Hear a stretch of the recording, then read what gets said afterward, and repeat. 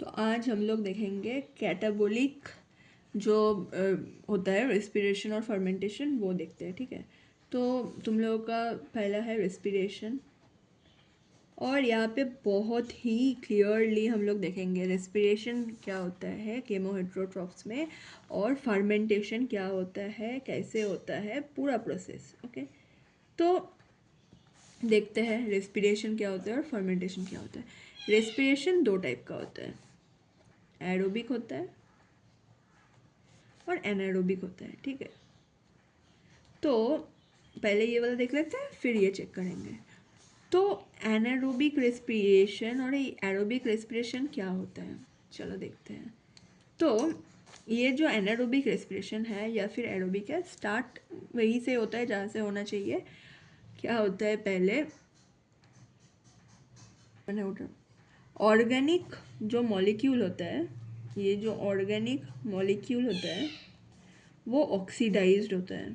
ठीक है, ये दोनों का ही, पहले इसमें भी ये होता है, ये बाद में देखेंगे, फिर भी बोल के रखें कि ऑर्गेनिक मॉलिक्यूल ऑक्सीडाइज होता है। तो ऑर्गेनिक मॉलिक्यूल अगर ऑक्सीडाइज होता है तो क्या रिलीज होता है, इलेक्ट्रॉन्स आर रिलीज्ड, है ना। इलेक्ट्रॉन रिलीज होता है, this release electrons are accepted by NAD plus FAD। हाँ, एंडोजेनस होता है ये सब।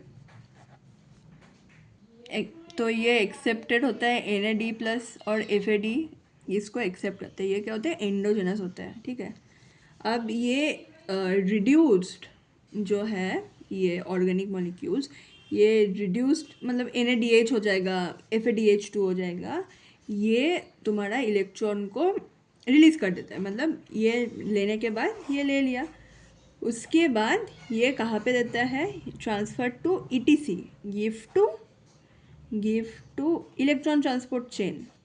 और इलेक्ट्रॉन ट्रांसपोर्ट चेन में क्या होता है, PMF जनरेट होता है, और ये PMF से क्या मिलता है हम लोगों को, ATP, है ना। तो ये क्या कैसे मिला, ऑक्सीडेटिव फॉस्फोराइलेशन। ठीक है, तो ये हो गया। अब ये जो है ना, give to ETC, electron transport chain में देता है, डोनेट करता है। तो ये ETC में क्या होता है, T होता है, टर्मिनल इलेक्ट्रॉन एक्सेप्टर। ठीक है, तो ये टर्मिनल इलेक्ट्रॉन एक्सेप्टर अगर ऑक्सीजन हो, ये टर्मिनल इलेक्ट्रॉन एक्सेप्टर अगर ऑक्सीजन हो, तो ये हो गया एरोबिक रेस्पिरेशन।